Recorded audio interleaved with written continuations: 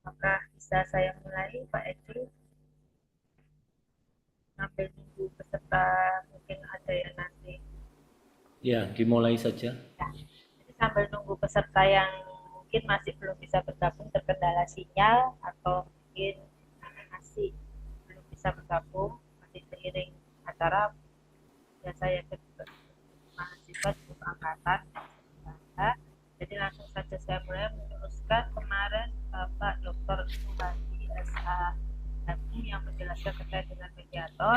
Maka untuk hari ini masih dengan topik yang sama tapi dengan berbeda, maka narasumber kita kali ini adalah Bapak Dr. Edi yang akan menjelaskan terkait dengan strategi teknik penyelesaian sengketa yang dilaksanakan di luar pengadilan dengan cara mediasi. Bapak Dr. Edi Krisarianto SHMH, saya persilahkan. Baik, selamat siang semuanya. Yang kami hormati Bu Fris ya, selaku Wadek 3 ya. Saya akan melanjutkan materi yang kemarin Pak Andi sampaikan. Sebelum saya menyampaikan, saya melihat beberapa yang mengikuti acara ini. Saya mengapresiasi kepada Mas Sugeng ya, Guru Sugeng, ini luar biasa ya, semangatnya. Meskipun pada posisi kalau saya lihat SKE-nya ini sudah lumayan banyak, ini kalau ada pengakuan-pengakuan karena pengalaman di dunia kerjanya ya. Namun hari ini masih terus ingin meningkatkan kompetensinya, pengalamannya lewat materi-materi yang disampaikan sesuai dengan tema yang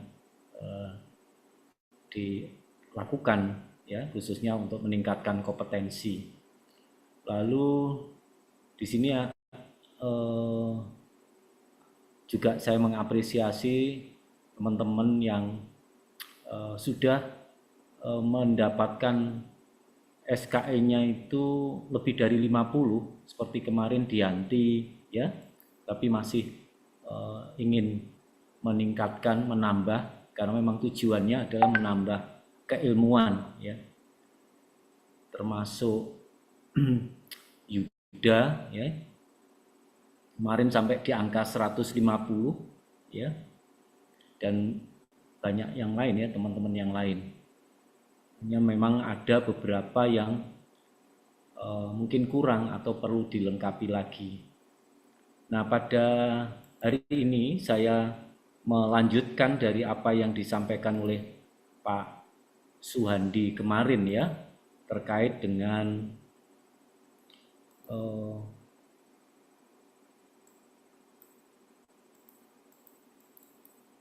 materi mediasi ya, atau penyelesaian sengketa. Jadi saya akan mulai dengan profesi hukum ya, salah satunya itu mediator ya.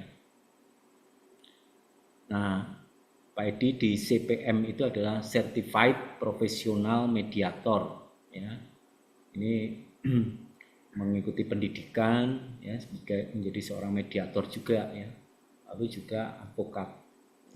Nah, selama ini barangkali kita mengenal profesi-profesi hukum itu sangat terbatas ya pemahaman kita. Tapi pada sore hari ini saya memberikan beberapa hal ya, kurang lebih ada 25 profesi ya, itu yang nanti kita bisa melihat, yang kita bisa lakukan setelah kita selesai di S1 ya.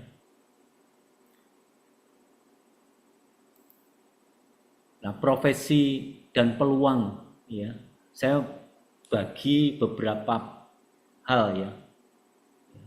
nanti saya akan sampaikan secara khusus melanjut dari Pak Andi, yaitu kaitan dengan mediator. Tapi kalau arbiter kemarin sudah ya, lalu ini secara khusus mediatornya nanti terkait dengan langkah-langkah dan strategi menjadi seorang mediator itu. Karena meskipun nanti saudara tidak menjadi seorang mediator, itu juga akan menyelesaikan persoalan-persoalan dalam menyelesaikan secara damai. Nah, profesi dan peluang itu ada beberapa hal ya, yaitu bisa jalur litigasi, non litigasi, pemerintahan, korporasi maupun sektor sosial dan lain-lain. Ini saya kelompok-kelompokkan. Kalau di bidang litigasi itu ada advokat, ya tentunya saudara sudah ketahui ya, setelah mengikuti pendidikan khusus tentang profesi advokat, ujian, lalu pengangkatan sumpah yang dilakukan oleh Pradi. Lalu juga ada litigasi di bidang jaksa, ya, hakim, panitera, penyidik, ya, lalu advokat, pajaknya. Ini juga, ini adalah yang dalam ruang lingkup litigasi dalam bentuk peradilan, ya. Lalu yang berikutnya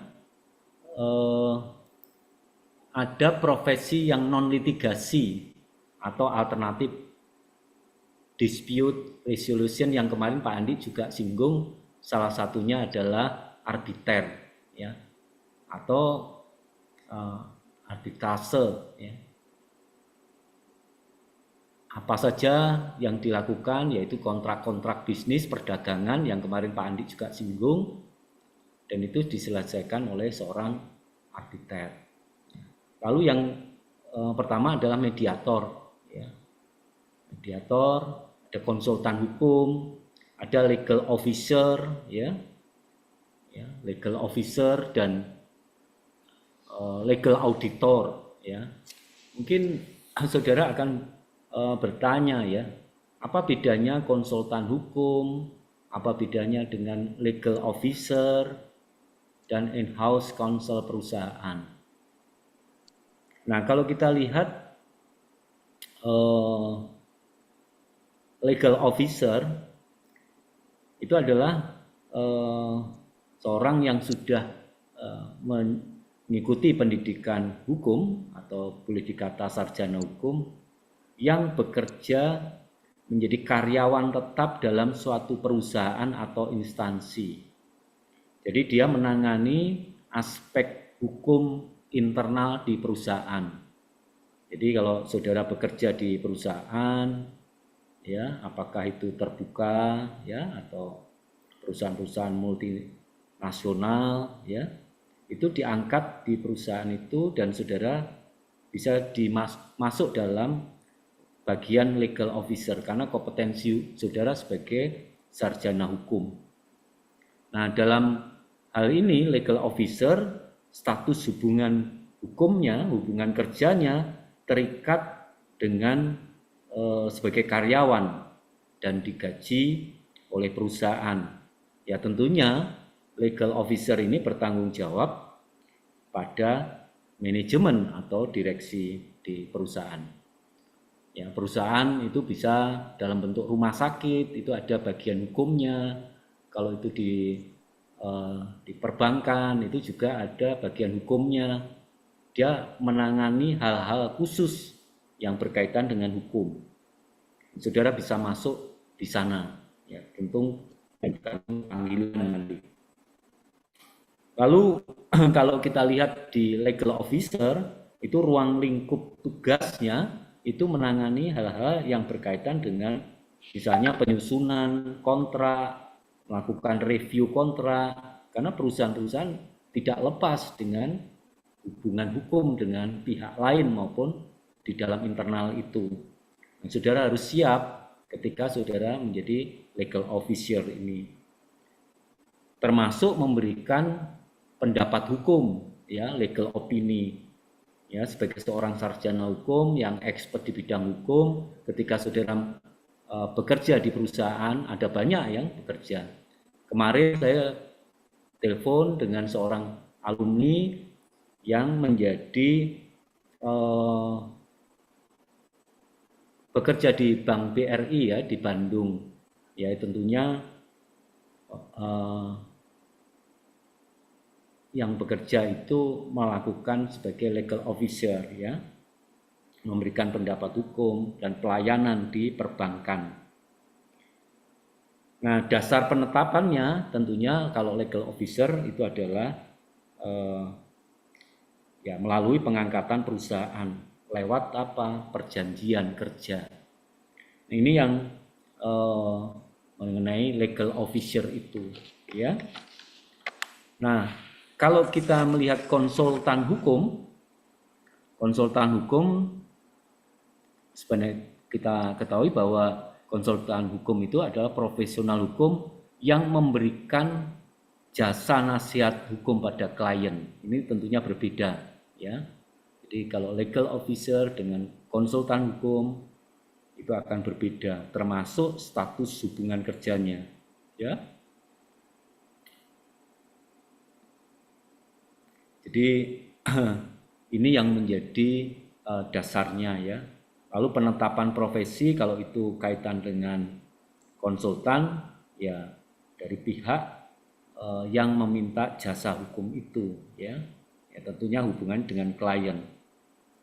Nah, kalau di Indonesia konsultan hukum ini seringkali terikat di dalam posisi-posisi sebagai seorang advokat ya. Karena itu diatur dalam Undang-Undang Nomor 18 Tahun 2003. Jadi ini profesi yang ya nanti saudara akan bergerak di mana ya, saudara akan terpanggil di mana ya.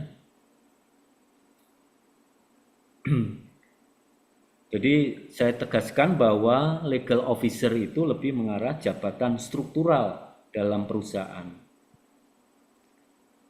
Sedangkan konsultan hukum itu lebih independen ya. Ini yang menjadi poin. Lalu yang ketiga ada profesi kenotariatan atau pejabat hukum ya.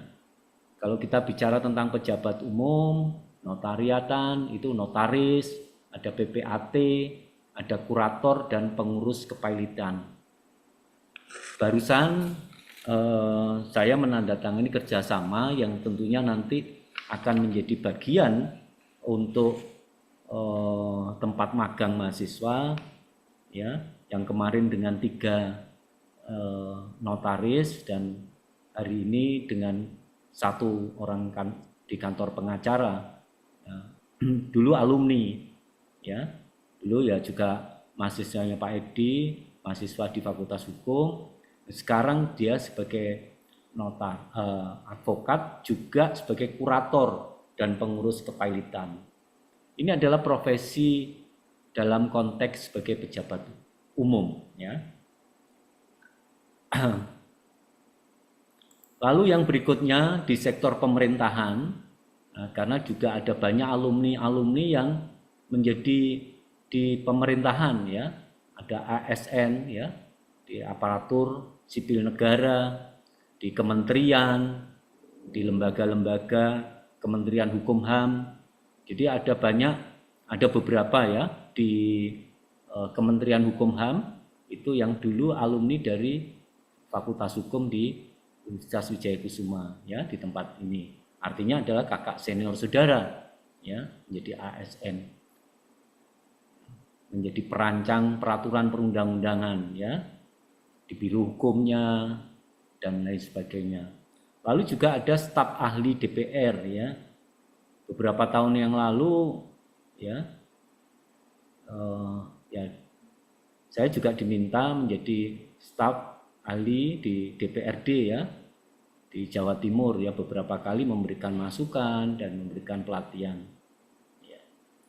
Lalu ada komisioner atau staf dari lembaga independen, misalnya ada Komisi Pemberantasan Korupsi, Komisi Nasional Hak Asasi Manusia, Komisi Pemilihan Umum, ya, beberapa alumni dari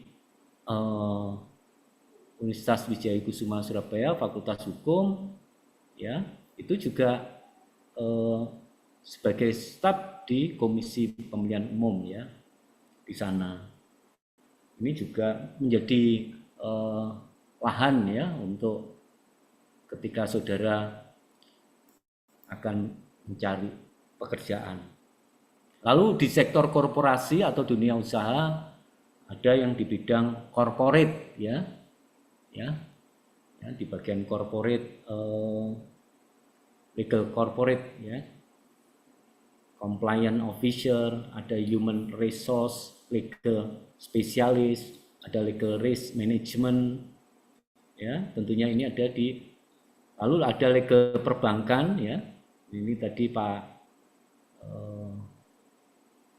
Teguh, ya, itu juga di perbankan, ya, tentunya ini berkaitan dengan hal-hal yang bagian bidang hukum, ya.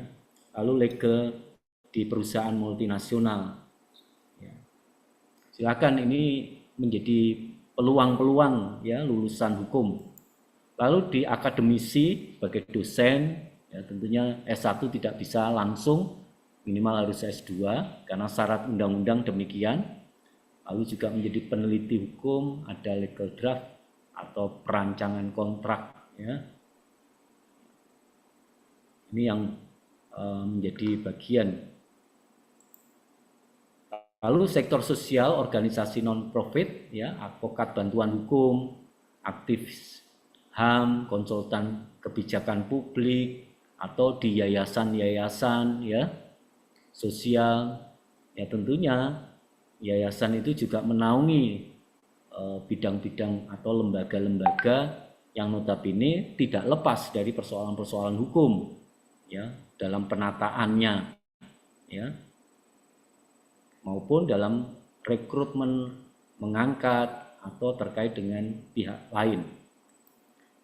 Lalu peluang kerja yang di bidang khusus itu bisa juga praktisi hukum ekonomi syariah, praktisi hukum lingkungan, ketenaga kerjaan, hukum pajak, cyber, teknologi informasi, startup, legal tech entrepreneur, ya. Nah, dari sini saya berharap di antara kalian sudah memiliki, ya, harapan atau pemikiran atau profesi apa yang ingin digeluti ke depan, ya, setelah lulus, ya.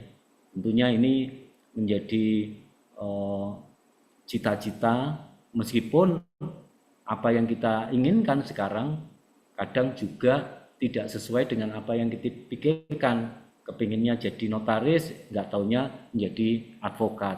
Itu juga bisa terjadi, ya. Itu ada banyak, ya, karena memang namanya pekerjaan, ya, maupun yang lain itu memang apa yang kita rencanakan kadang-kadang Tuhan mengatur yang lain, ya, itu bisa terjadi, ya, itu bisa terjadi. Tapi yang kita harus lakukan adalah merencanakan, memikirkan apa yang menjadi passion kita hari ini, itu atau apa yang kita gumuli atau kita rencanakan itu sangat penting dan menentukan daripada kita tidak memiliki satu cita-cita atau keinginan apa, ya. Karena ini menjadi langkah selanjutnya. Nah, peluang lulusan sangat luas. Jadi kalau saya bandingkan adalah analisis di regulasi, penyelesaian sengketa, penyusunan kontrak, advokasi kebijakan, kepatuhan hukum, ya. Nah, ini yang hal-hal yang sangat penting di bagian peluang, dan ini yang perlu dipersiapkan, ya, oleh kita semuanya, ya. Saudara sudah mempersiapkan dari sisi keilmuan, ya, IPK-nya sudah, tinggal bagaimana menentukan ke depannya langkah selanjutnya, yaitu adalah terkait dengan di mana saudara akan diterima atau saudara akan membuka peluang di kerja apa, itu yang perlu diperhatikan. Nah, dari sini barangkali ada yang ingin ditanyakan sebelum saya lanjutkan, silahkan.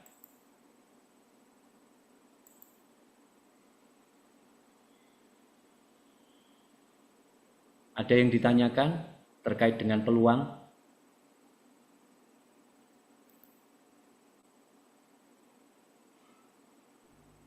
Mungkin ada yang mau bertanya? Lanjut Pak. Oh, lanjut. Tadi. Oke. Siap, lanjut. Baik, saya akan lanjutkan. Nah, ini tadi gambaran profesi-profesi ya. Itu adalah gambaran-gambaran profesi ya. Selanjutnya saya masuk pada profesi hukum di mediator karena memang bagian hari ini ya. Hari ini adalah profesi mediator. Yang tadi saya katakan bahwa mediator itu kita seringkali ya langkah-langkah yang dinyatakan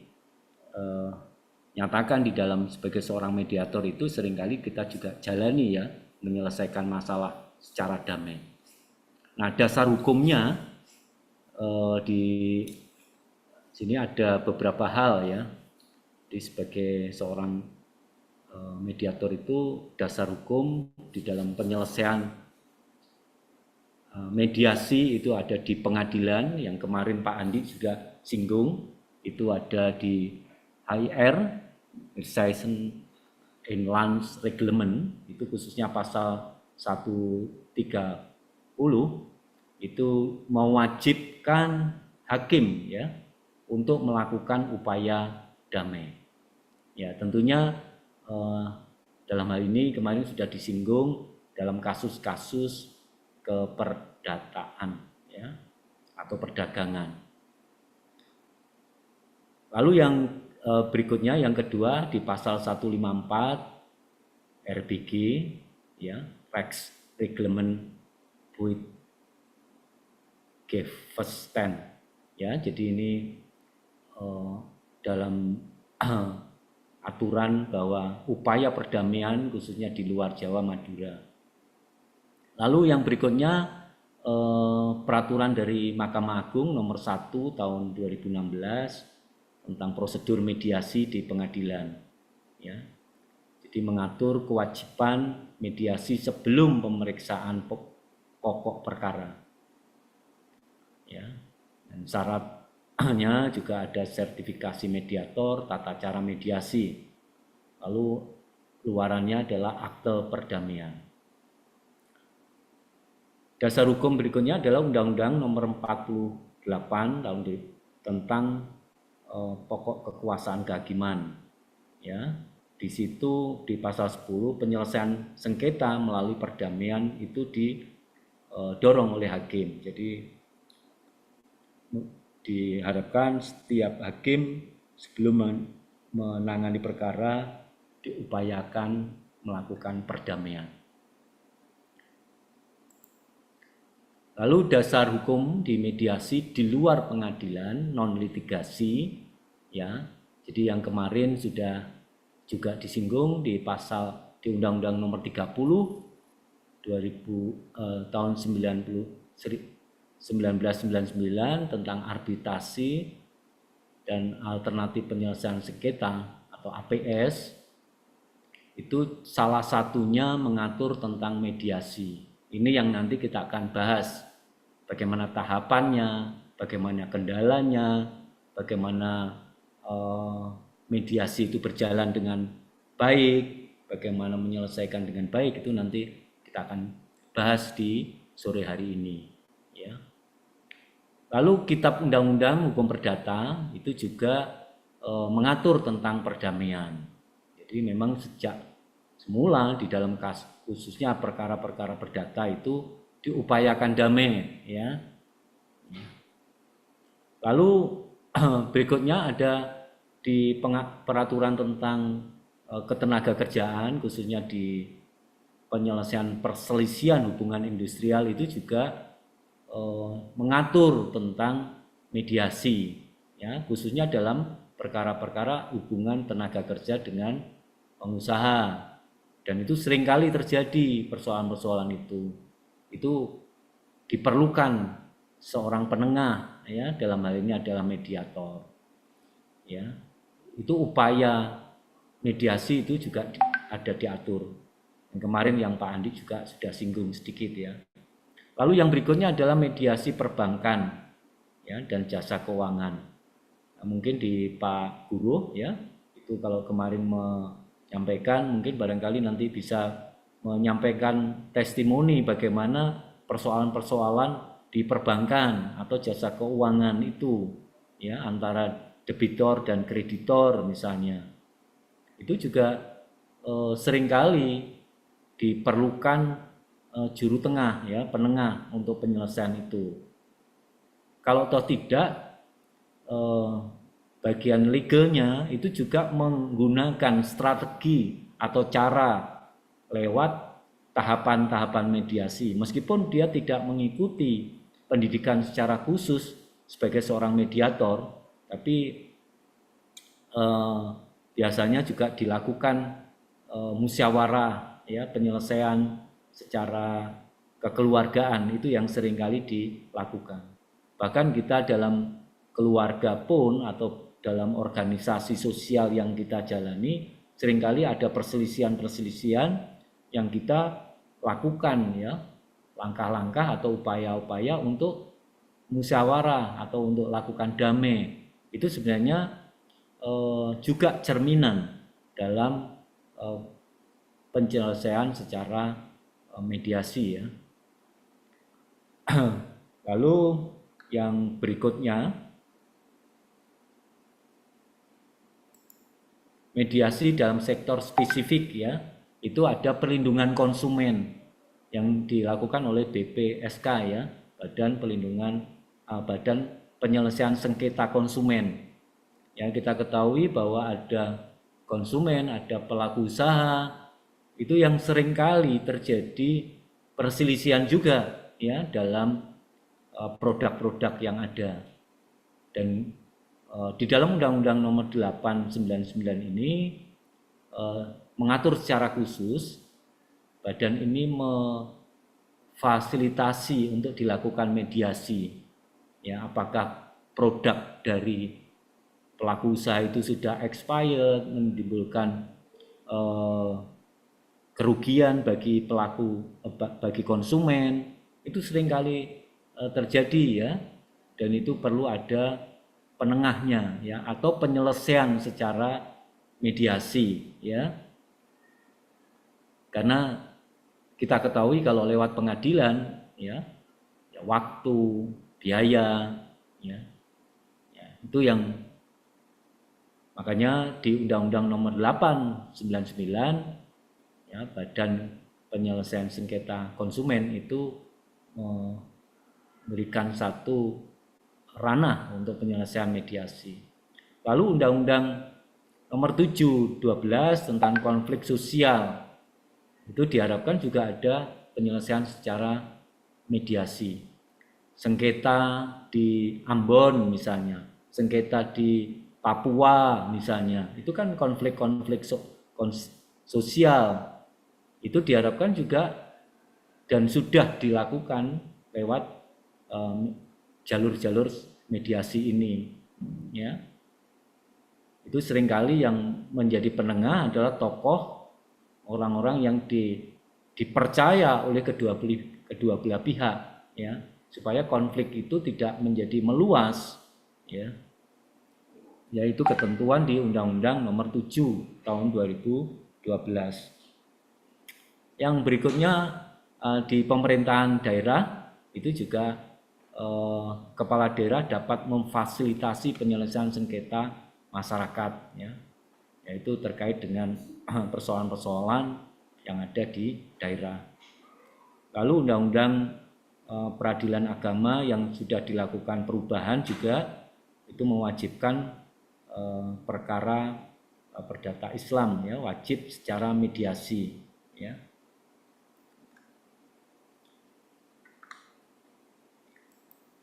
Nah, dasar hukum kekuatan akta perdamaian. Kemarin juga disinggung bagaimana kekuatannya ya.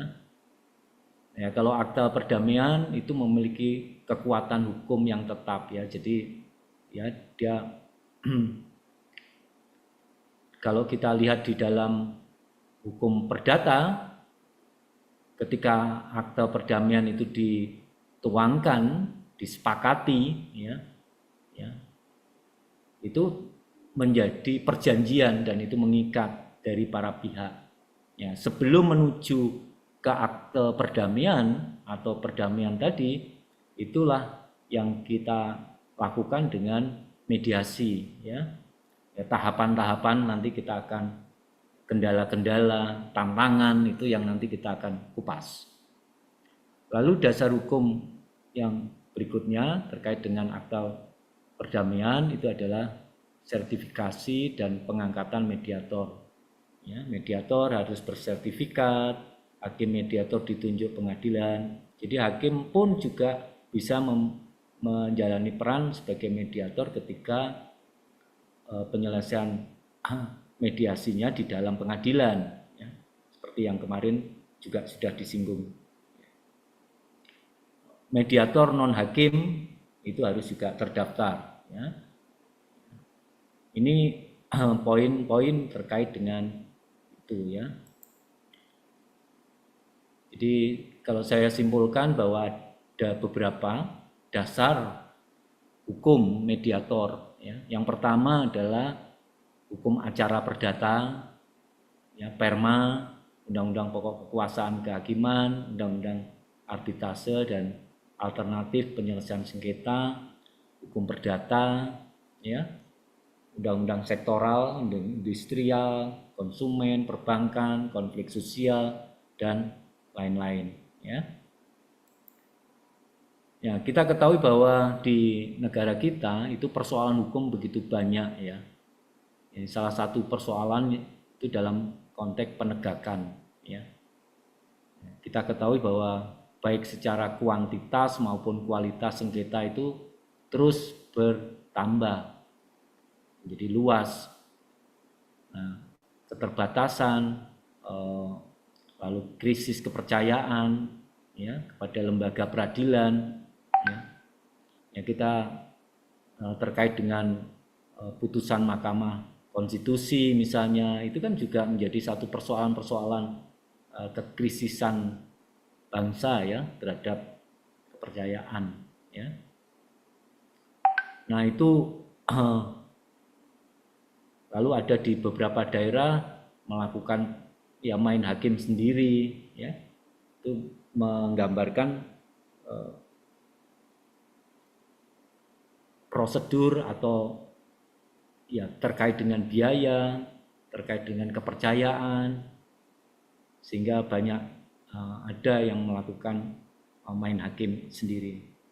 Jadi penyelesaian sengketa alternatif lewat mediasi itu salah satunya tidak bisa ditawar lagi dan itu perlu diupayakan ya. Maka goal utamanya adalah terjadinya akta perdamaian. Itu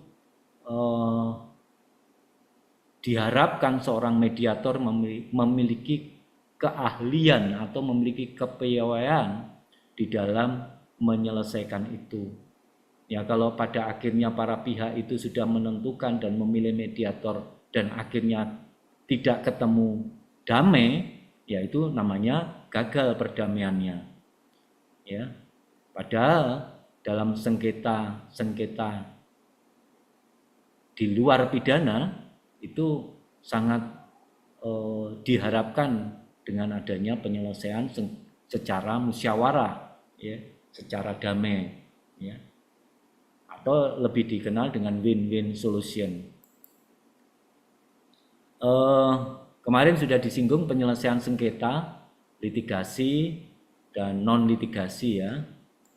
Nah, litigasi apa, lalu yang non litigasi atau ke arah penyelesaian sengketa alternatif, ya,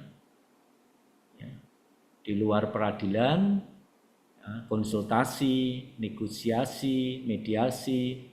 Kalau mediasi dilakukan mediator, konsiliasi, dan penilaian ahli. Nah, dalam konteks mediasi inilah yang nanti kita spesifiknya.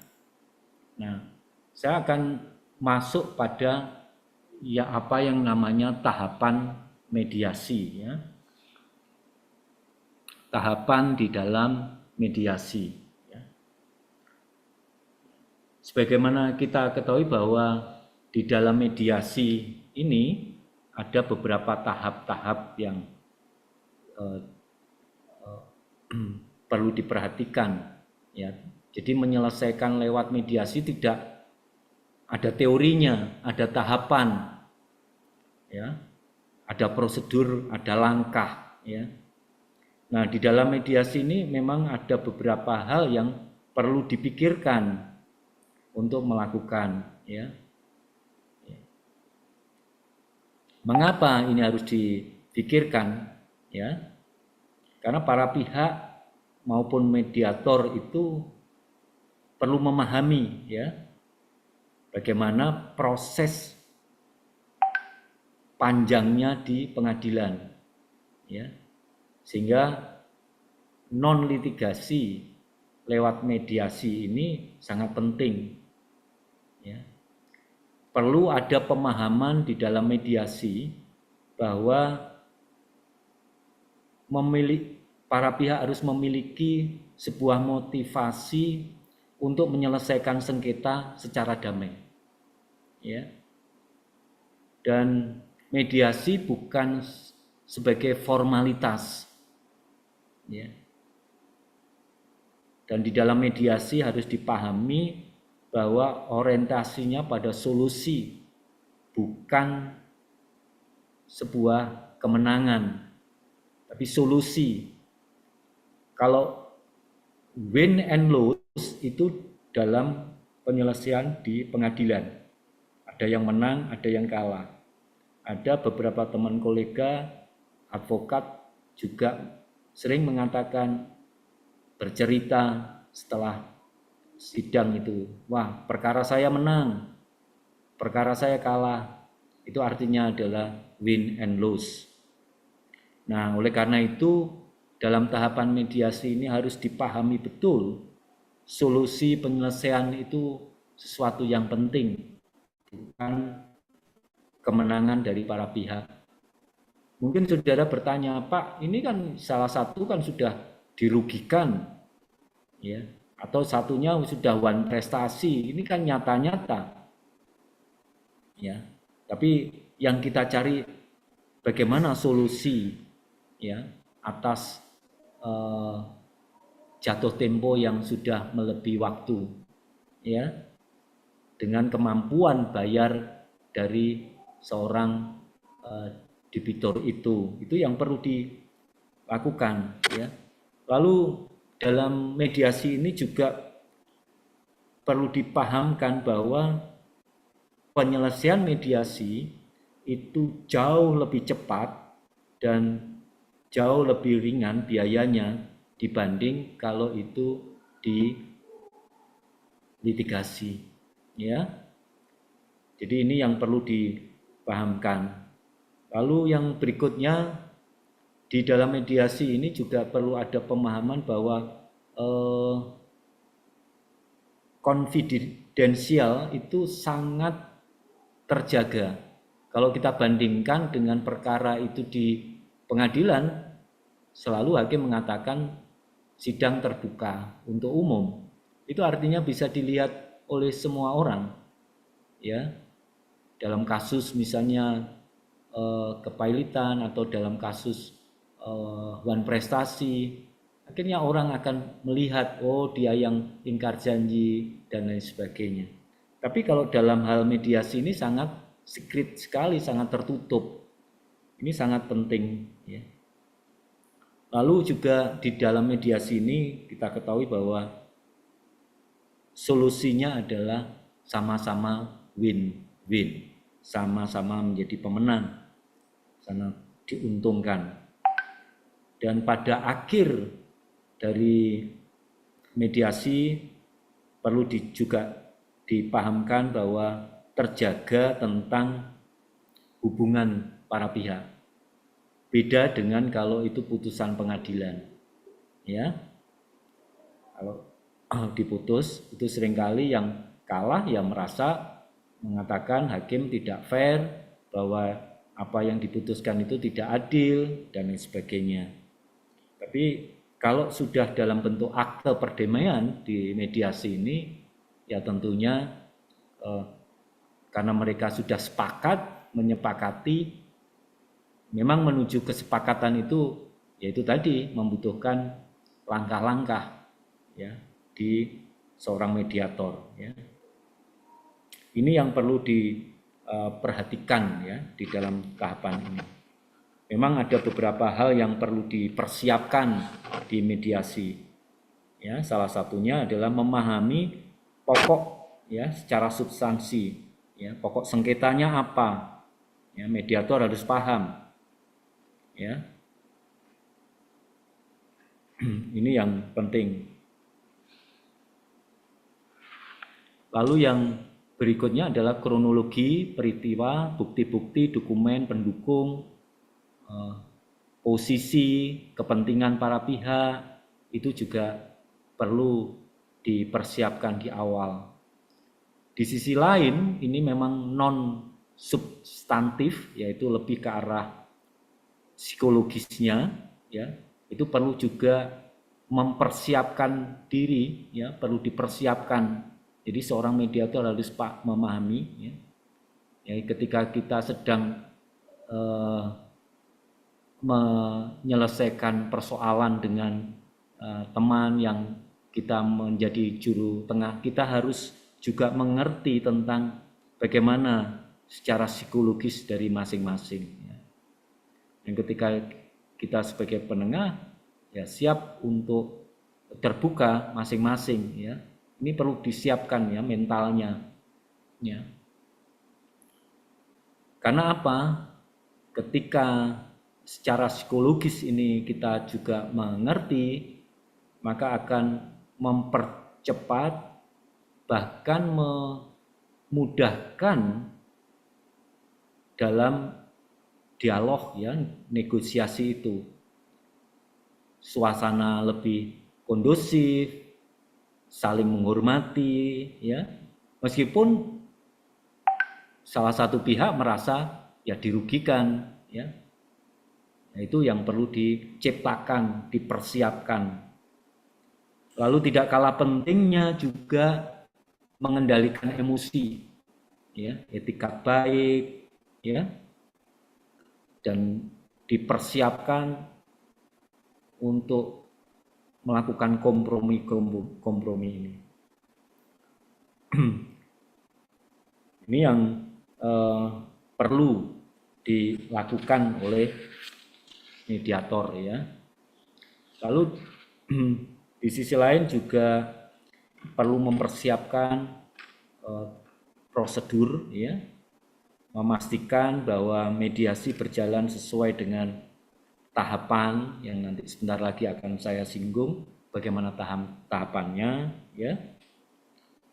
Itu yang perlu diketahui. Mengapa itu dilakukan prosedur ini, persiapan prosedur ini penting?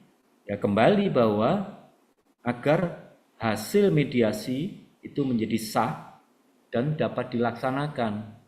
Itu penting ya. Nah, memang kita ketahui bahwa ada hal-hal yang mungkin di dalam mediasi itu menimbulkan masalah ya. Salah satunya ya salah satu pihak tidak memiliki etikat yang baik ya. Jadi meskipun menyepakati adanya menunjuk mediator diselesaikan secara mediasi, namun ada hal yang ya hatinya salah satu pihak yang tidak baik, etikanya tidak baik, barangkali misalnya datang menunda, ya, lalu lebih formalitas, ya, itu yang juga, sehingga ini akan berdampak pada kegagalan di dalam mediasi, ya. Ini perlu dipahami juga dari sisi emosi, dari sisi ego, ya. Memang ini hal-hal yang perlu menjadi satu perhatian, ya. Jadi ketika kita ada teman, ya, yang atau dalam keluarga yang berselisih, itu seringkali apa? Persoalan emosi dan ego yang tinggi. Nah, itu yang nanti strategi cara bagaimana itu kita bisa lakukan, ya, dalam hal tahapan-tahapan. Ini penting untuk awalan di dalam tahapan mediasi. Lalu juga perlu dipahami bahwa perlu ditegaskan prinsip di dalam mediasi itu ada kerahasiaan, kesukarelaan, kenetralan, ada imparsialitas atau tidak keperpihakan. Ini juga menjadi penting agar supaya rasa trust atau kepercayaan itu muncul dari kedua belah pihak, ya. Ini yang tahapan yang perlu diperhatikan di dalam mediasi, ya. Nah, berikutnya dalam teorinya, ya, dalam teorinya penanganan perkara khususnya lewat jalur mediasi ini ada beberapa tahapan, ya. Ada tahapan pramediasi, ada tahapan pendahuluan, ada sambutan, ada presentasi para pihak, ada identifikasi kesepahaman, lalu mengidentifikasi masalah, melakukan negosiasi, melakukan pertemuan terpisah, ya, pengambilan keputusan akhir, penyusunan kesepakatan, lalu ada closingnya, ya. Jadi kalau kita lihat di sini ada ada tahap pengidentifikasian masalah, lalu berikutnya adalah tahap pemecahan masalah, ya. Tahap pemecahan masalah. Nah, di pra-mediasi ini adalah suatu yang juga penting, ya.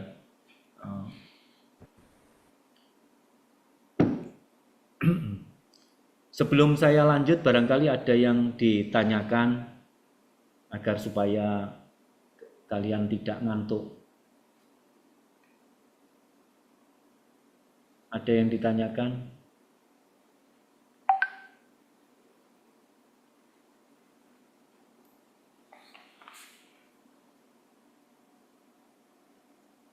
Halo?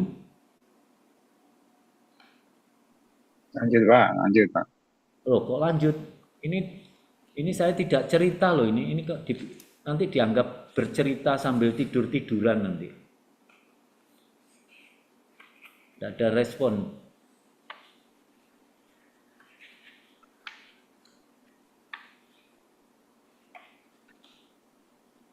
Silakan kalau ada yang ditanyakan sebelum saya lanjutkan.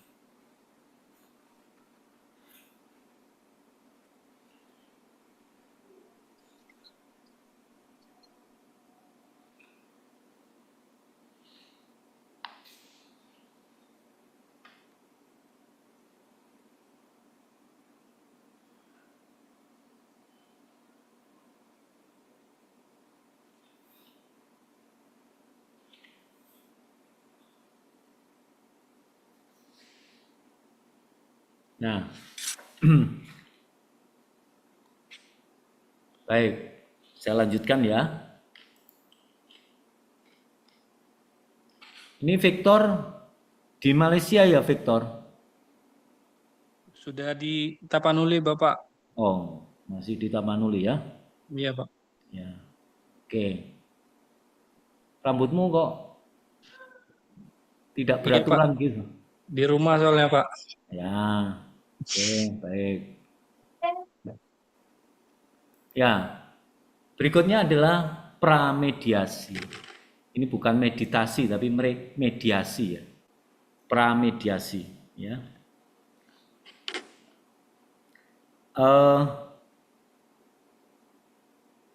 Pramediasi di dalam tahapan mediasi itu adalah sesuatu yang tahap yang sangat saya katakan krusial ya dalam pengalaman penyelesaian yang sengketa yang lewat mediasi yang saya tangani ini penting sekali ya, sangat penting. Makanya kalau di dalam acara di TV itu adalah pertama terserah Anda ya, selanjutnya terserah Anda ya. Jadi pandangan pertama itu sangat penting ya. Jadi pramediasi itu adalah tahapan yang betul-betul yang sangat esensial karena ini akan menentukan keberhasilan proses mediasi. Saya melihat bahwa banyak kegagalan di dalam mediasi itu bukan karena perundingan, bukan karena negosiasi, tapi karena kurang matangnya di dalam tahap persiapan. Ya, kita ketahuilah apapun ketika kita mau menyelenggarakan acara apapun, tapi kalau persiapannya kurang matang, ya tidak dipersiapkan dengan baik, pasti itu tidak lancar, tidak berjalan dengan mulus. Demikian juga di dalam pramediasi ini. Ya. Mungkin saudara bertanya, Pak, apa yang menjadi atau yang perlu dipahami di dalam pramediasi ini? Jadi yang pertama, ya kita harus melihat bahwa hakikat mediasi, seorang mediator dan para pihak itu harus memahami bahwa ini adalah bersifat sukarela, ya artinya tidak ada penekanan-penekanan. Jadi kalau toh pada akhirnya itu menyetujui atau berkompromi itu karena sukarela. Lalu menjaga kerahasiaan. Lalu memiliki pemahaman ya mengedepankan win-win solution ya. Dan berbasis pada kepentingan atau interest base ya. Bukan pada positioning base atau kalau misalnya tadi dikatakan debitor dan kreditor, kalau posisinya debitor dia pada posisi pinjam yang jatuh tempo. Posisi dari kreditor dia posisi yang meminta. Ya. Ya. Ini yang perlu diperhatikan adalah kepentingan ya, interestnya itu ya. Dan ini bukan persoalan benar siapa, salah siapa.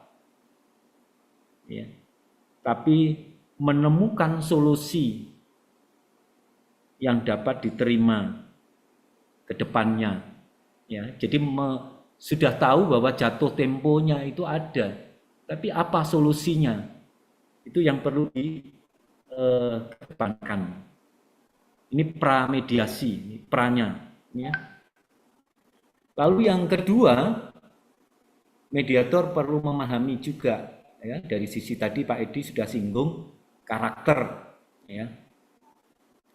Ya, peta konfliknya di mana, ya. Jadi akar masalahnya ini secara substantif atau karena emosionalnya.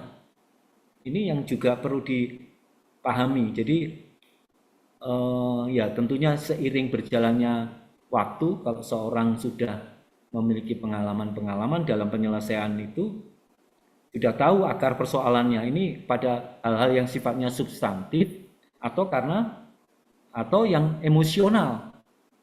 Ini yang perlu. Lalu tingkat eskalasinya bagaimana? Ini dan mengarah pada hubungan kedepannya bagaimana? Apakah berlanjut atau tidak? Dengan memahami ini, ya tentunya diharapkan membantu ya seorang mediator untuk melakukan satu pendekatan. Ya, jadi kita harus sebagai seorang penengah, sebagai seorang calon mediator, ya bahkan ya kalau saya katakan bukan calon, saudara sebenarnya banyak kali ya atau sering kali menjadi jembatan dua teman saudara atau lebih yang saudara sebagai penengahnya untuk menyelesaikan. Ya. Bisa dalam bentuk pendekatan memfasilitasi atau memberikan evaluasi terhadap keduanya itu. Ini kita harus memahami itu, ya. Lalu yang di pramediasi ini juga kita perlu memahami tentang posisi, ya. Ya, posisi dari masing-masing, ya. Mediator harus mampu melakukan identifikasi apakah ada satu kepentingan yang tersembunyi atau ada harapan untuk jangka panjang. Maksudnya apa, Pak? Kalau kita contohkan misalnya adanya tuntutan ganti rugi, ya. Ketika ada persoalan ada peristiwa kecelakaan misalnya yang nabrak kendaraan, tuntutan ganti rugi mungkin sebenarnya menjadi satu kebutuhan, ya, untuk diakui atau sekedar pemulihan nama baik, ya. Jadi ini yang juga perlu dipertimbangkan, ya. Lalu di dalam pramediasi ini kita harus memastikan, ya, para pihak itu hadir secara sukarela, ya. Jangan dipaksa, ya, karena memang niatnya menjadi sukarela, ya. Dan yang hadir harus memiliki kewenangan untuk mengambil keputusan. Nggak bisa diwakilkan, itu nggak bisa, ya. Dan berdialog secara terbuka. Ini harus diinformasikan, disampaikan, ya, di para pihak itu. Kalau tidak mau terbuka, ya pasti dialognya tidak akan cepat, ya. Apalagi kalau ada maksud-maksud yang tersembunyi, ya. Jadi di pramediasi ini harus memang ini sulit, ya, untuk memastikan itikat baik, ya, karena itu sudah berangkat dari sebuah persoalan kerugian, ya. Yang harus dihindari adalah mediasi sekedar formalitas, ya, itu. Jadi ini yang perlu diperhatikan. Lalu tidak kalah penting dari sisi administrasi, di dalam pramediasi ini surat penunjukan mediator, ya, kesepakatan kedua pihak untuk menunjuk itu, ya. Mungkin di rumah sakit, ya, sengketa medis itu juga bisa terjadi, ya.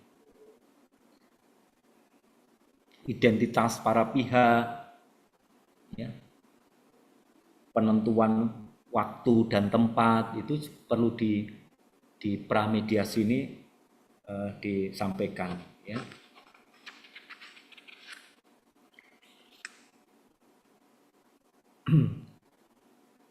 Tidak kalah penting juga aturan main, ya. Itu juga perlu disampaikan sebagai persiapan untuk melakukan. Nah, berikutnya adalah pendahuluan, ya. Jadi ketika sudah masuk di dalam pendahuluan, sudah bertemu, ya, tentunya ini dalam pertemuan, ya, tempat sudah ditentukan, jam berapa, lalu ketemu di mana, ya, lakukan pembahasan, ya, lalu mediator menyambut, ya, dan membuka acara kegiatan mediasi itu, ya. Nah, di dalam pembukaan bisa tentunya dengan narasi, ya, kalimat, misalnya sebagai mediator yang telah Bapak Ibu tunjuk dalam perkara apa, ya, bla bla bla, maka secara resmi proses mediasi hari ini kita buka, ya. Saya mengucapkan terima kasih, ya, misalnya seperti itu, ya, atas kehadiran dalam mengikuti mediasi hari ini, ya.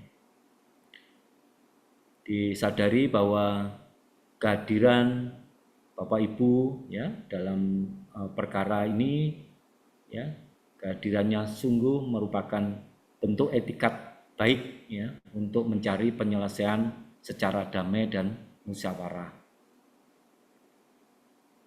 Perlu saya sampaikan, ya, bahwa proses mediasi ini selaku mediator saya bersikap netral dan tidak memihak, ya. Sebagai mediator saya bukan untuk memutus, ya, saya tekankan di sini, bukan untuk memutus atau menentukan siapa yang benar atau siapa yang salah, melainkan membantu para pihak membangun komunikasi yang efektif, mengidentifikasikan pokok persoalan, serta mencari kemungkinan tercapainya kesepakatan bersama. Ya, jadi seperti itu, misalnya kalimat. Jadi membangun komunikasi yang efektif.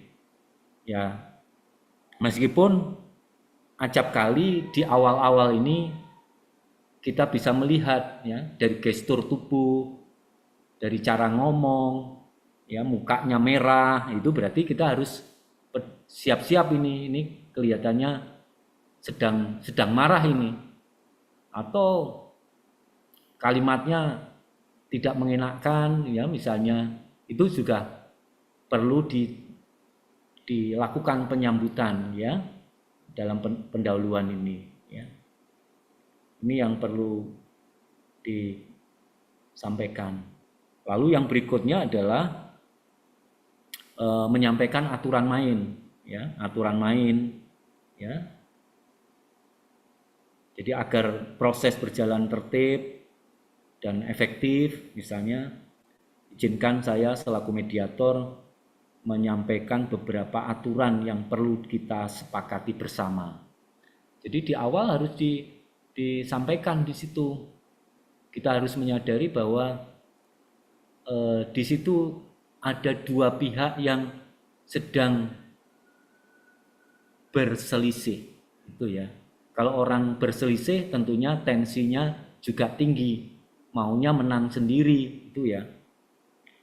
Oleh karena itu perlu disampaikan, karena mediator tadi juga meskipun netral dalam hal ini, tapi harus ya seperti seorang wasit, gitu, ya, mengatur jalannya pertandingan bola, ya. Itu perlu disampaikan, misalnya soal kesempatan berbicara secara bergantian, siapa yang lebih dulu, ya, khususnya dalam presentasi para pihak itu, ya. tidak boleh saling memotong, ya, meskipun juga sering muncul, ya, itu yang nanti kita sebenarnya di dalam mediasi ini memang tidak cukup lewat ini, tapi ada praktek-praktek, ya, seharusnya, sehingga terjamin adanya keadilan dan saling menghormati. Lalu yang aturan main berikutnya adalah ketika dalam menyampaikan pendapat disampaikan bahwa tidak ada yang memotong misalnya. Fokus pada masalah, bukan menyerang secara pribadi, itu juga disampaikan. Agar supaya apa? Ya, jalannya mediasi itu secara kondusif, ya. Itu yang penting. Lalu yang berikutnya disampaikan tentang kerahasiaan, tadi yang Pak Edi sudah sampaikan. Ya, segala hal yang disampaikan dalam forum mediasi ini bersifat rahasia dan tidak dapat digunakan sebagai forum di luar forum, ya, dengan persetujuan para pihak. Ini agar supaya saling tercipta rasa aman itu. Ya. Jadi ini mediator memiliki kewenangan untuk mengatur dari sisi proses. Ya. Yang berikutnya adalah presentasi para pihak. Ya. Jadi dalam hal ini ada langkah untuk melakukan setelah pembukaan tadi, setelah sambutan, itu adalah presentasi para pihak. Ya. Jadi presentasi di sini adalah menyampaikan hal-hal yang berkaitan dengan, ya, tentunya siapa dulu, ya, apakah pihak debitur, apa pihak kreditur, ya. Ini adalah memberikan presentasi, kesempatan kepada para pihak, ya. Dan ini digunakan untuk saling mendengar, ya, saling didengar, ya, secara bergantian.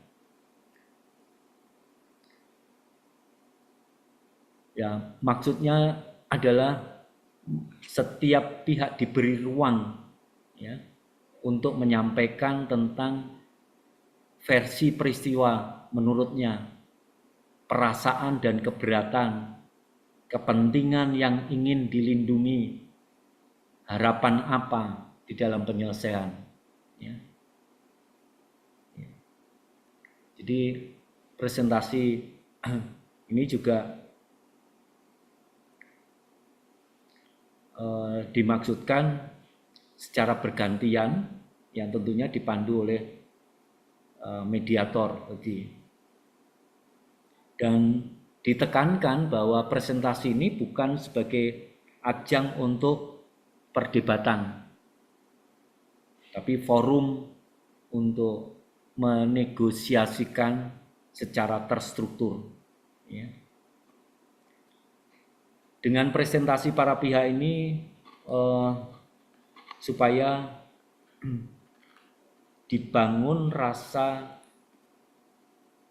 saling menghargai, ya, karena setiap pihak, ya, didengar, meskipun seringkali dalam praktek salah satu pihak ngomong beberapa kata begitu dipatahkan, ya. Itu peran mediator nanti untuk meminta pihak yang lain untuk diam dulu lalu disampaikan. Ya, ini memang satu tantangan tersendiri dari seorang mediator, ya. Ini dimaksudkan untuk apa? Dia ada saling penghargaan satu dengan yang lain, diposisikan setara, ya, yang pada akhirnya sebenarnya di presentasi para pihak untuk saling didengar tadi, ya, dalam pengakuan tadi mengurangi resistensi, ya, dan membuka peluang untuk damai, ya. Lewat presentasi para pihak juga untuk mengurangi rasa ketegangan ya. Karena apa? Pihak merasa tidak pernah didengar ya. Tapi dengan adanya penengah mediator itu mau tidak mau ya akhirnya mendengar ya. Ini mengurangi ketegangan juga ya. Sehingga memunculkan kesepahaman ya. Dengan presentasi para pihak atau kesempatan untuk berbicara ini, emosinya tersalurkan secara konstruktif ya.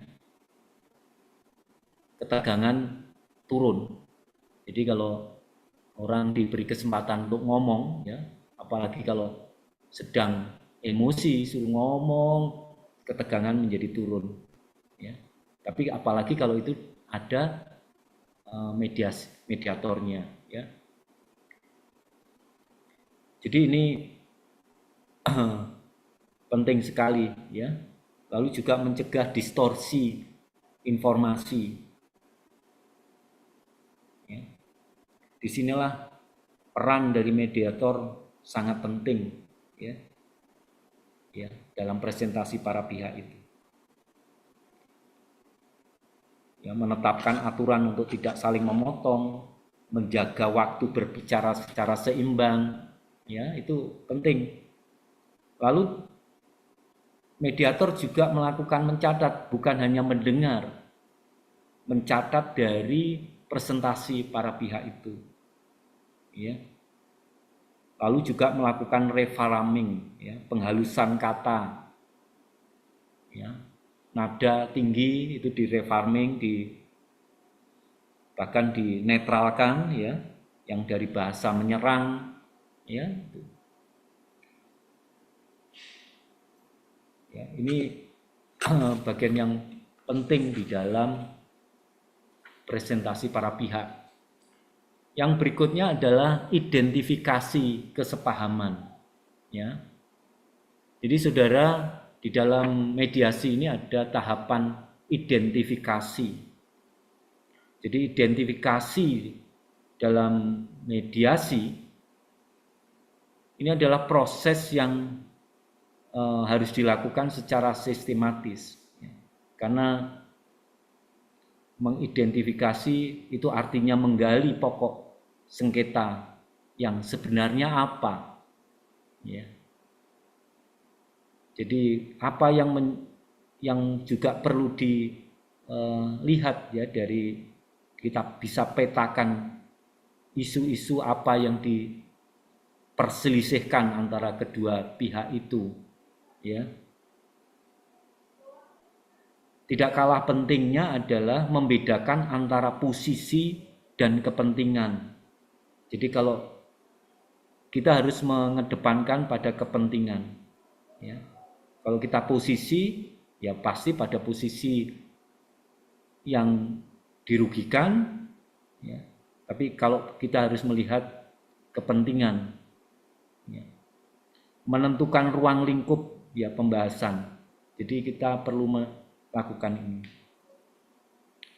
Sehingga nanti kita di tahap-tahap berikutnya dalam negosiasi itu dengan adanya identifikasi itu kita bisa memfokuskan pembahasan pada isu utamanya apa, ya, menghindari perluasan dari konflik, ya, jadi menghindari supaya tidak terbuka, ya, mengurangi masalah yang kompleks. Ya, sehingga itu dapat dirumuskan karena diidentifikasikan. Ya. Titik temu yang potensial apa?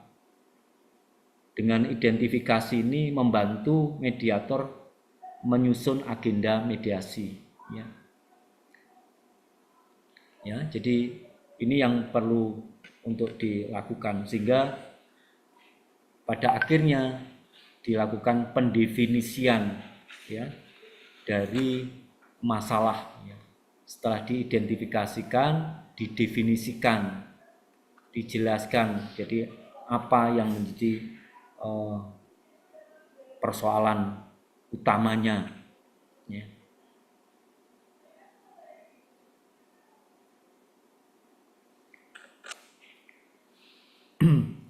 Lalu yang berikutnya adalah tahap untuk melakukan negosiasi.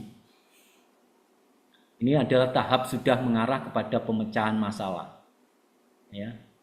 Jadi kalau yang pertama itu tahap identifikasi masalah, yang berikutnya adalah tahap untuk pemecahan. Ya, melakukan negosiasi. Jadi negosiasi itu tentunya membutuhkan waktu yang terbesar. Jadi waktu yang terbesar di dalam tahap mediasi ini sebenarnya ada di negosiasi. Ya. Jadi negosiasi itu adalah tahap inti. Ya, kalau saya katakan tahap inti. Karena di sini menjadi jantungnya mediasi itu. Karena sudah terjadi, para pihak akan terjadi tawar-menawar, mulai tawar-menawar terkait dengan besaran ganti rugi, siapa yang dirugikan, ya. Itu. Lalu juga di negosiasi ini kemungkinan adanya alternatif solusi, ya. Lalu yang berikutnya di dalam negosiasi ini menggeser, ini yang kita harus sebagai seorang mediator atau dalam kasus dalam mediasi ini mengubah posisi menjadi kepentingan yang tadi Pak Edi katakan. Jadi dan ini tadi saya katakan tidak gampang dilakukan kompromi, ya, di dalam negosiasi. Disinilah jantungnya mediasi itu di tahap negosiasi. Ini tidak sekedar diskusi, ya, tapi merupakan satu proses transformasi konflik menjadi kesepakatan. Saya tekankan lagi, ya, dalam negosiasi ini bukan sekedar diskusi, tapi sebagai proses transformasi dari konflik menjadi sebuah kesepakatan. Ya. Sudah bisa bayangkan konflik menuju kesepakatan. Ya. Ini kalau enggak mediatornya piawai atau ahli, ya malah tambah bertengkar itu, ya.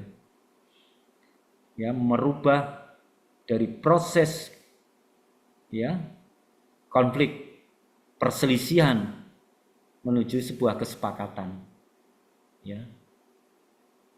Ini yang tadi saya katakan membutuhkan waktu yang tidak sedikit, lebih lama. Tapi kalau mediatornya terampil akan lebih cepat. Yaitu bisa selesai di awal-awal, di pramediasi, ya, itu sudah diarah-arahkan sedikit, itu akan lebih cepat juga, ya. Kita ketahui bahwa negosiasi itu bukan sebuah proses yang linier, ya, kayak berjalan mulus, semulus jalan tol, ya. Tapi jalan tol pun juga ada naik turun, ya, ada bergelombang, ada tanda-tanda yang supaya orang tidak ngantuk gitu, ya, dikasih polisi tidur dan lain sebagainya, ya. Negosiasi sering kadang, ya, maju mundur, kadang menyamping ke kanan ke kiri, ya, itu sering kali, ya, dan tidak jarang juga terjadi deadlock. Nah, kalau sudah deadlock seperti itu, perlu adanya istilahnya spirit meeting atau pertemuan terpisah. Jadi kalau sudah deadlock, diberhentikan dulu, terus nanti diajak disepakati, untuk mereka bertemu secara terpisah. Ingat bahwa mediasi ini harapannya adalah selesai dengan menyepakati akta perdamaian, ya. Itu yang menjadi utamanya. Lalu dalam proses mediasi itu juga bisa terjadi penyesuaian terhadap angka maupun syarat. Ya, kalau soal angka itu misalnya jatuh tempo kerugian dihitung 100 juta. Tapi dalam hal ini pun prosesnya bisa dinamis, ya. Bisa naik atau bisa turun, ya. Oleh karena itu perlu dalam negosiasi ini ada klarifikasi, ya, dan perhitungan-perhitungan rasional, ya. Dalam negosiasi seorang mediator tadi saya juga katakan perlu pemahaman tentang emosi, ya. Ya. Tapi ini sering muncul ketegangan atau defensif, ya, mempertahankan itu. Mediator harus mampu untuk menurunkan tensinya, ya, mereda emosinya, agar pikiran-pikiran rasionalnya menjadi diutamakan, lebih dominan, ya. Memang dalam hal ini tidak bisa terus akhirnya semacam memaksa gitu, mediator tidak. Kembali bahwa itu sifatnya sukarela, tapi dengan kata-kata, kewenangan yang dimiliki, ya, itu yang penting. Solusi kreatif, ya, dari seorang mediator itu memang tidak muncul secara instan, ya, tapi perlu adanya, ya, analisis, ya, penyesuaian realistis, ya. Kita ketahui bahwa semakin kompleks perkara itu akan semakin lama proses negosiasi. Saya katakan semakin kompleks perkara semakin lama proses negosiasi, ya. Ini yang tapi ini akan lebih baik kalau diselesaikan secara damai.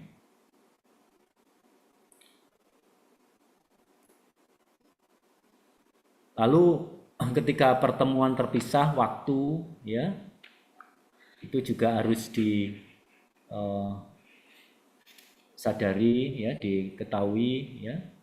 Setelah lalu dipertemukan kembali, lalu pengambilan keputusan akhir disepakati, lalu penyusunan kesepakatan, baru kata penutup, ya. Ini yang perlu diketahui oleh seorang mediator, ya, di kata penutup. Nah, dalam hal ini seorang mediator ketika kan kalimat-kalimat penutup, ya, tentunya akan menutup seperti acara di pembukaan, ya. Kalau di pembukaan membuka acara mediasi, lalu di bagian akhir ada kata penutup setelah ada kesepakatan itu, ya. Barangkali ada yang mau ditanyakan dari teman-teman sebelum saya lanjut.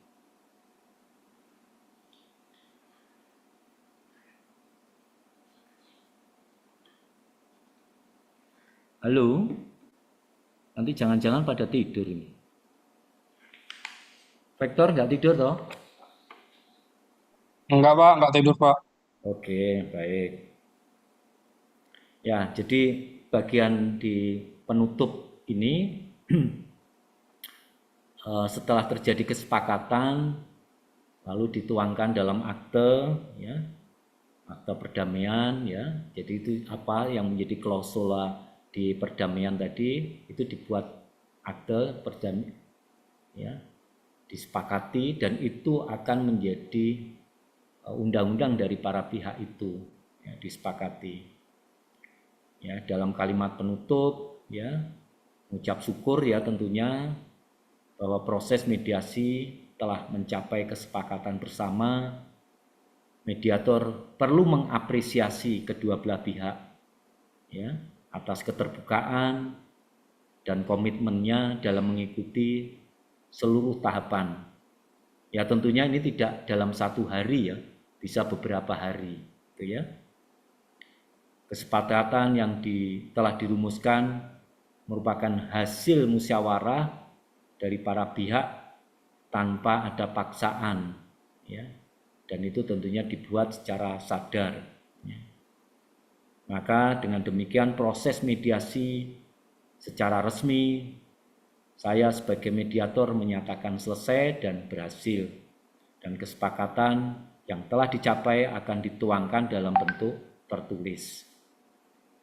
Semoga kesepakatan dapat dilaksanakan dengan penuh tanggung jawab menjadi penyelesaian yang adil dan berkelanjutan bagi para pihak. Jadi dengan demikian mediasi dinyatakan ditutup. Ya, seperti itu yang menjadi poin dari kesepakatan secara singkat ini. Sehingga mediasi ini dinyatakan berhasil. Demikian juga kalau pada akhirnya saling ngotot, ya keputusan ya dinyatakan mediasi tidak berhasil sehingga ditutup. Ini yang menjadi tahapan-tahapan. Ya, kita sadari ya masih ada 15 menit ya, bahwa di dalam setiap tahapan itu kita harus memikirkan ya apa manfaatnya, apa yang perlu dipersiapkan tadi yang Pak Edi sudah sampaikan, masalahnya apa yang timbul, lalu bagaimana mengatasinya. Itu seorang mediator sudah menyiapkan jurus-jurusnya, ya. Lalu presentasi para pihak tadi, jadi presentasi para pihak ini penting sekali ya, untuk utamanya adalah yang selama ini sudah tidak saling mendengarkan ya, tapi dengan adanya mediator di tengah tadi, ini kesempatan untuk didengar ya, ini penting ya, dan ini juga menurunkan tensinya, menurunkan emosi ya.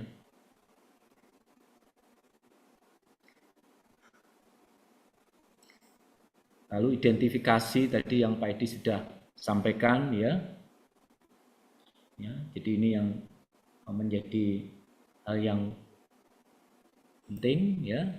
Lalu mengidentifikasikan, mengadekan ya, kalimat tanya dan lain sebagainya. Alokasi terbesar tadi dalam negosiasi ya. Jadi directing the traffic, jadi kita harus mengatur. Lalu yang kedua driving the bus, itu maksudnya ya seorang mediator seperti orang mengemudi bis begitu, mengemudikan ya supaya menuju satu tujuan. Lalu tadi pertemuan terpisah, pengambilan keputusan akhir ya. Seluruh permasalahan telah dibahas ya. Menyusun kesepakatan yang dituangkan dalam akte perdamaian. Itu jadi kata penutup yang Pak Edi sudah singgung tadi ya.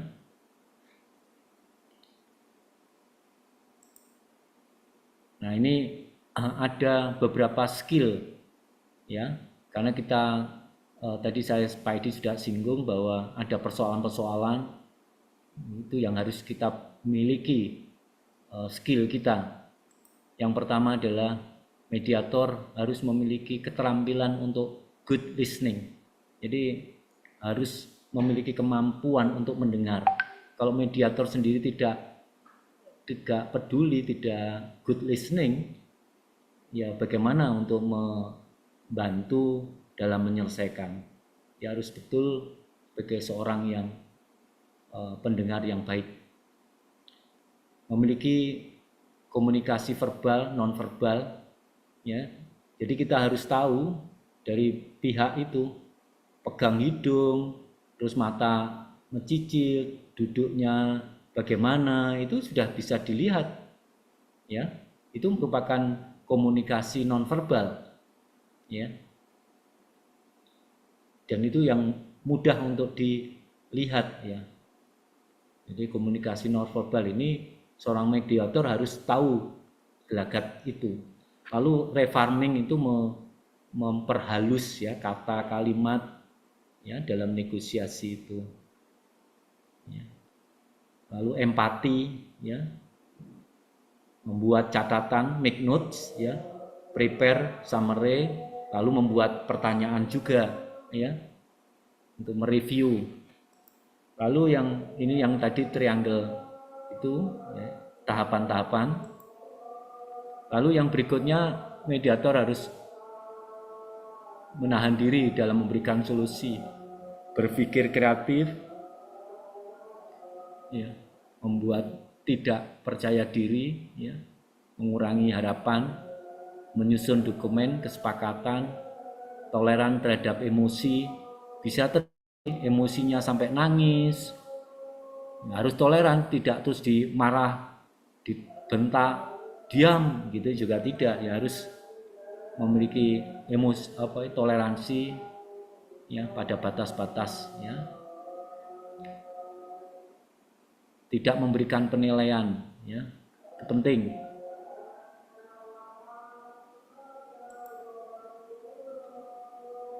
Good listening ya, apakah membuat para pihak nyaman? Apakah mediator memahami itu juga ya, sudah benarkah mediator yang didengar dan dipahaminya ya.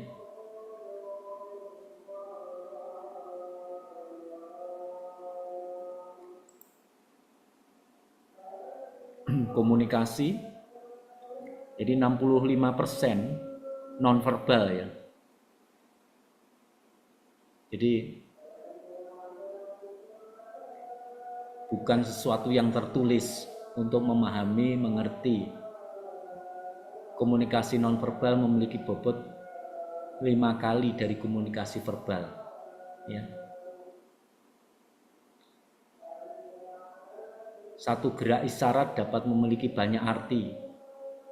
Itu perlu memiliki keahlian untuk mengernet dahinya diangkat, matanya melebar, atau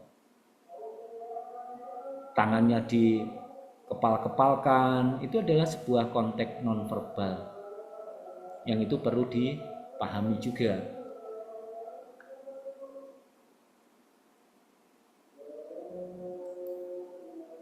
Ya, body badannya bagaimana, ya, posisi badan, tingkah laku, tertutup terbuka, ya, ini komunikasi verbal.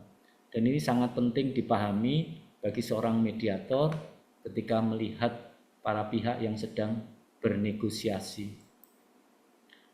Nah, jadi refarming itu mengubah satu upaya mengubah atau menerjemahkan komunikasi yang dilakukan oleh mediator, ya, ketika kata-katanya kasar misalnya dari salah satu pihak, itu yang perlu diperhalus, ya, fokus pada hal yang positif, ini yang perlu disampaikan. Memadukan permasalahan para pihak, ya, memperunak tuntutan, ancaman, penawaran terakhir.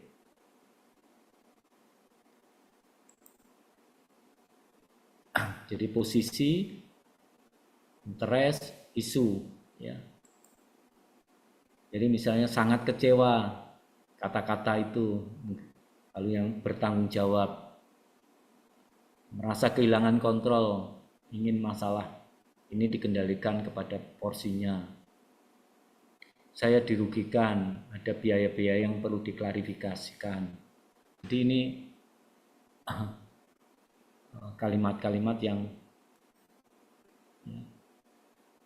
lalu berikutnya adalah paham dalam mengidentifikasi masalah, tiap pihak telah disimak dan diverifikasi, bersifat selektif untuk melangkah ke proses negosiasi.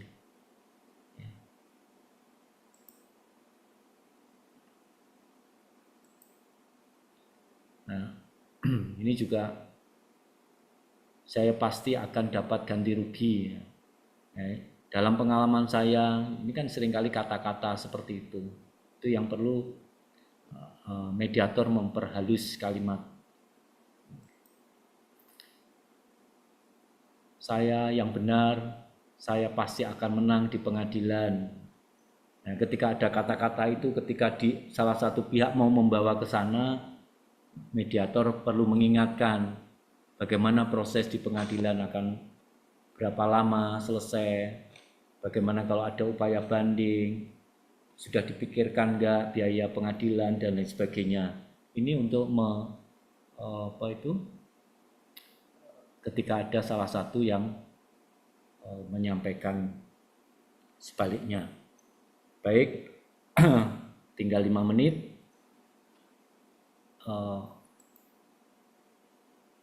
Masih ada beberapa, ini mengatasi kebuntuan.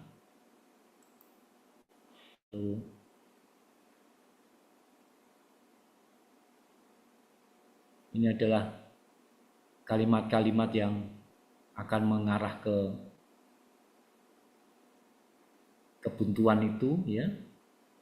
Dalam mediasi kita ada 3J, ya. Jangan panik, jangan menyerah, jangan memberikan mereka pergi. Ini mediator harus peka.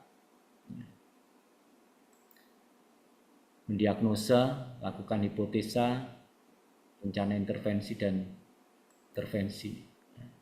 Problemnya apa? Substantif, prosedur, atau sekedar emosi. Kebuntuan substantif, ya. Lalu fokus pada kepentingan, bukan posisi yang tadi Pak Edi sampaikan.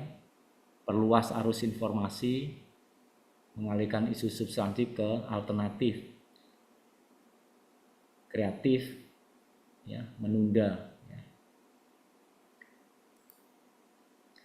Kebuntuan substantif, ya, perjelas komunikasi, jalin suatu kemasan terpadu, biaya tidak tercapai kesepakatan, bisa menghadirkan juga ahli.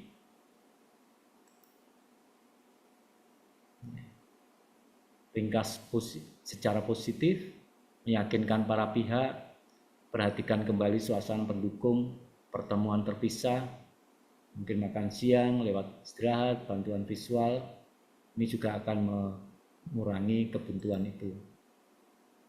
Beri kelonggaran, memperhatikan emosi, ya, mencikapi taktik, ya, memperhatikan ketepatan bahasa, terminologi, nonverbal, saling minta maaf, ya. Lalu yang berikutnya adalah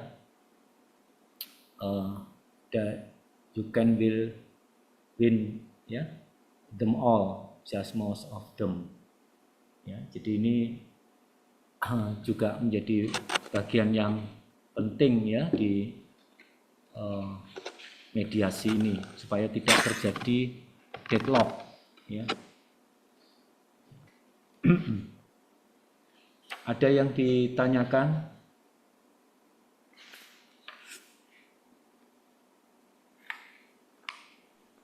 Ada yang mau bertanya?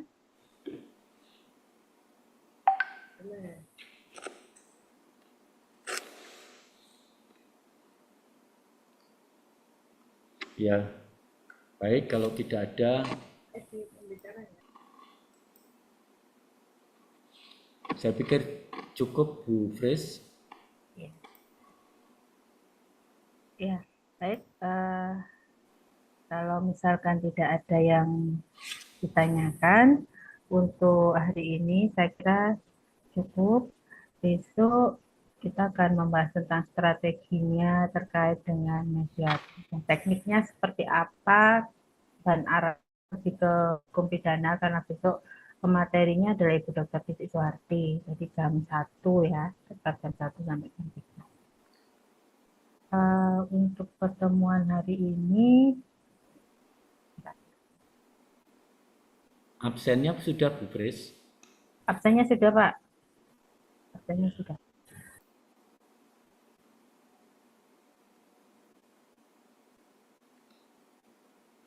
Untuk akhir pertemuan seperti kemarin, saya akan untuk foto sebagai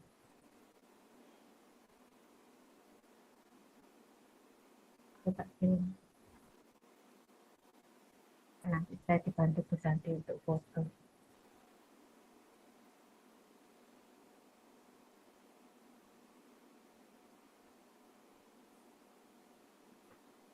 Tunggu sebentar ya.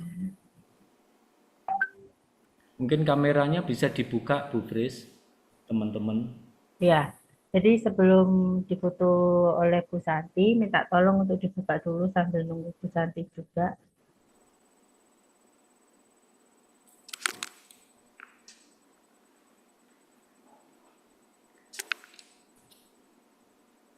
Ya, minta tolong untuk dibuka kameranya, di on cam sebentar untuk foto bersama.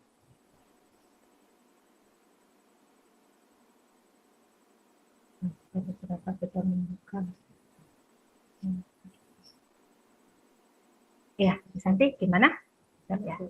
Ya, jadi mulai ya. 1, 2, 3.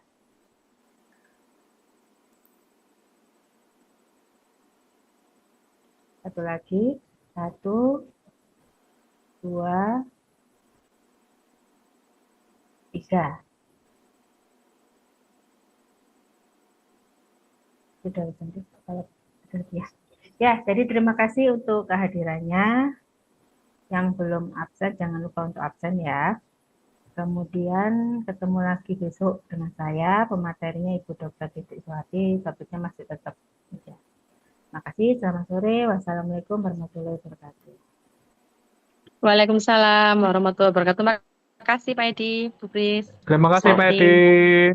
Gitu. Ke Mbak Icam. Apa? Terus Harul.